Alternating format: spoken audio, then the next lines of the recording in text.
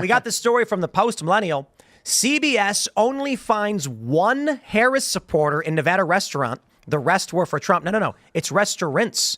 She says in every single restaurant, the people willing to talk to us, we could only find one Harris supporter in every restaurant. So they went to a bunch and they could find only a single person in Nevada. I got to say, I think this sends a good message to Nate Silver.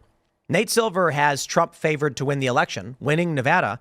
And you look at all these polls and they're like, no, Kamala Harris is going to win in these states or that state or whatever. I think this shows us that I think Nate Silver may be more likely to be correct. We will see. But I also want to just add, for everybody at home watching this, I want you to, get real cozy on your couch with a blanket or whatever and just feel that smug within you that the CBS desperately tried to find Kamala supporters and could not. Couldn't find him. Couldn't find him. Well, it's interesting. I wonder if I can get your take on two things here. So the first one is with Kamala Harris, are the Democrats once again putting way too much stock in Zoomers and younger? Yep. They're doing it again? That only really worked one time. It only worked with Obama, and it didn't work ever before. And I don't think it's really worked because all the trends, TikTok, this and that, everything is blowing up for Kamala. But are you putting too much faith again that the young people are going to come out and vote? They're not going to come out and vote. They're going to go ballot harvest. Yeah, that's true. They're going to go knock on college dorm rooms and be like, what up? Did you guys fill out your mail-in ballots? And they're going to go, oh, yeah, sure. Here you go. And then they got them. Mm-hmm. And they want it to look like there is this wave of youth voters coming because hypothetically, if there were any sort of shenanigans, they would be able to say like, no, you guys don't understand. We just understand them better than you guys do. I mean, I think this is always the myth of like different voter blocks, right? That they're going to turn out and this is the year. And that's why you see the Harris campaign posturing as like this pop culture icon when it's really not. I think Nevada is funny because I know it often gets kind of written off as a blue state, but I don't think that's fair. There are prominent Republicans in a lot of positions in Nevada. So Nevada, sorry team, I don't know which it is. But I think there is a level of like the media trying to steer the story. If you put out enough polls saying, oh no, don't worry about that state. That swing state's definitely for the Harris walls. Don't even go there, Trump. There's no point in spending money. Then it's sort of to undermine any other political analysis there. It's not based on real people. Because they could have gone to like the Harris Walls headquarters in Nevada and be like, we spoke to many Democrats, but instead, to their credit, they were like, we went to restaurants and couldn't find anybody. Well, the election is right around the corner, but there's still a long time, if that makes any sense, right? It's right around the corner, but there's still a long way to go until we get there. Especially given our news cycle, how many more assassination attempts? And so I'm just wondering, right? Do you think they'll stop? I don't know. It's just like this whole year since, before July, but let's say since the debate in May, it's just June. Nonstop. Biden June 27th? Was Biden, yeah. It just seems like there's always something coming down the pike. So I agree to you. Like we're 49 days away. On the other hand, there's so much plot left in this crazy sitcom. Well, and to your point, you asked a question, right? Is this going to stop with the assassinations, right? For instance, no. So once these lunatics understand that the media is going to make demi-heroes out of them, and they do, even though they pretend that they don't, they make demi-heroes out of these potential Trump assassins. They're never going to stop because for the same reason some of these... They do that with all shooters. Well, that's my point, though, right? That's what they did. That's what happens. A lot of them want notoriety when they go into, and I'm not even going to get into it because of YouTube, but when they go into those places and do that thing, oftentimes it's because they want the notoriety. These assassins, same thing. What do you think happens if Donald Trump does not make it to Election Day? Like J.D. Vance is the nominee? Well, do you think people could still vote? Do you think if people vote for the ticket, are they then voting for Vance? I don't know about the legal precedent. I mean, it was already weird enough when Kamala took over Biden's ticket. Yeah, and is Kamala Harris printed on all the ballots at this point? I think they made exceptions. I think they would honestly, I think that they could potentially postpone the election. I don't know what's the mechanism for doing that. There is precedent. What's the mechanism for postponing the election? I think that Congress just sets who would do it. This is true, but I don't think it would happen because Congress is split. Yeah, I don't think Congress the Republicans would say through. Contingent election delegations. The Democrats would say no. Vance is your candidate. And then the next thing you know, any slates of electors that were sent to the Electoral College with Vance on them would be prosecuted and put in jail. So then, I'm hypothesizing. Very grim, Libby. Like very they're doing grim. with in Michigan and the Republicans Wisconsin. could also go to like the next runner-up nominee, whoever that was. They can say, okay, Vance we're gonna put up Haley or something like this. That's what you have. well, Vance is the ticket. So with, Yeah, I mean, with Biden, he would you'd go with- advance you'd and go then with get a new. But if VP. Trump is Go with gone, Vance. his ticket's gone. So the thing is like I don't know. they don't Biden's have, gone they and don't his have to ticket's run still Vance. there. They'd make the same argument that Kamala made. They'd say They'd be like, we But- can put in whoever we want, which is the same thing that they were the doing question is before. It's this. a private organization, et cetera, et cetera. Right. we can assume that if anything happens to Trump, the election will be chaos. Be it a postponement, be it a contingent election, be it the election goes forward, but then the Democrats challenge Vance, citing he wasn't actually nominated or whatever. He was chosen by Trump. I don't think when He was then I don't nominated. right. JD Vance is chosen by Trump and then selected at the RNC, but he Right. wasn't voted in a primary. Right, for sure. But neither was Harris. But Harris was selected at the DNC. So the Democrats would argue Trump was chosen at the RNC, and Kamala was chosen by the DNC for president. Vance was not chosen for president. The point is this: all of these scenarios say only one thing. We literally cannot even fathom what would happen to this country. Oh, it would be total chaos. I think you're dead right about that. We have no idea. Anything, Literally I mean, none. There's it no would be prediction. insane. There's no guessing.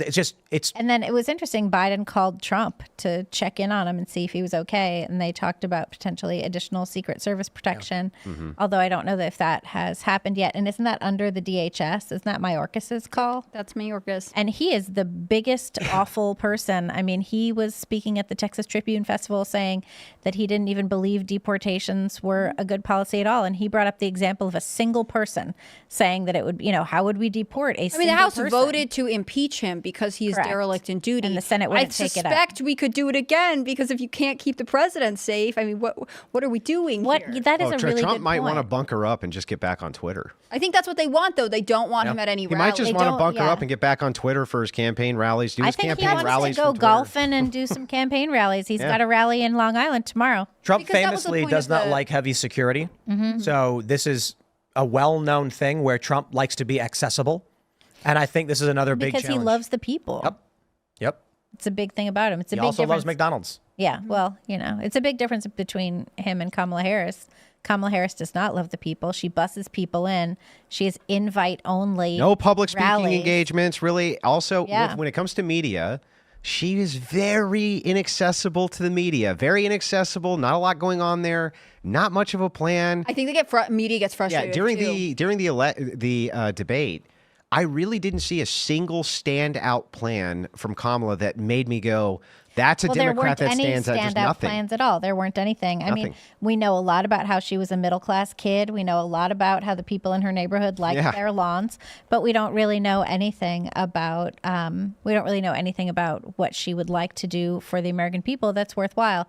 We know she wants to tax us on our unrealized capital gains Build houses. and build 3 million houses. Well, she Yeah. has her opportunity And then give them economy, away. and she won't And give give them specifics. away. Not While only we that, pay but for it. also devalue the neighborhoods they get put in probably. So the thing is like none of it was a popping standout policy, right? Like you would think, oh, I have this great policy for the reinvigoration of America. Here's the plan, and here's this kind of really standout thing you can point. It really wasn't there for Kamala She doesn't Harris. have one. I mean, also because she's obsessed with Trump and everyone I saw on her in- campaign is obsessed with Trump. Yeah. She could have spent the whole night appealing to voters who say, we don't really know who you are. Tell us what you want to accomplish. Instead, the fixation was getting on an emotional reaction from Trump, which at times she did. On the other hand, complete missed opportunity for her because undecided voters still don't know who she is or what she's trying to promise them. They know the buzzwords, opportunity, economy, I'm from the middle class, but Vibe, it doesn't feels. make her any more relatable. Did you see that Billie Eilish came out today and endorsed her? Like, Yeah. Yeah, based on vibes alone. How I many saw pop it. stars are we going to bring out to give her a personality? Taylor You know didn't what's work. funny is in the 90s you had like a lot of pop stars coming out and getting involved in politics, but mostly they were just saying rock the vote. Like that's Right. it. They went on MTV and said rock the vote. But it's Paris Hilton. because they knew that younger voters lean Democrat, and so the game they've employed is, hey, just go vote because they know they got their EV I plus. still prefer that right to like now- telling me But right now, unregistered voters lean towards Trump. So Democrats actually, this was a funny story a few months ago, stopped their voter registration initiatives because it was actually helping Donald Trump. well, and motor voter in Pennsylvania was veering Republican as well. I saw on your X the Trump plan. You're like, do it. It was no taxes on 401k. No tax on the 401ks. That would go. do it. That do would it. be so great. Real quick, Donald Trump, hear me roar right now. Go on X, go on a rally and say, new campaign proposal. All withdrawals from your 401k after the age of 62 will be tax-free. Tax-free. And you will win Everything's a 49 a Roth state IRA, landslide. but no taxes. No taxes. taxes. No taxes on the retirement. That's it. That guy has it back. With it. Totally. I agree with that too, because we can't depend on Social Security. They are your taxes. Yes. So we have to invest our own money in order to fund our retirement, and then you want to tax us on it after you've been taxing us with Social Security this whole time that you're going to keep? Yeah. I mean, Donald come Trump. on. Let us keep our money that we've been saving this whole time. I mean, we don't buy stuff. We save our money. We put and it the aside. rate that it's taxed at too. As soon as it's ridiculous. It's like bonuses. As soon as you turn 62, you can withdraw from your retirement funds tax-free. You take them out. You owe no taxes on your retirements. Become just tax-free. It's yours. Retire with it. That solves a lot of the Social Security problem. And every senior is going to be like, Trump wins.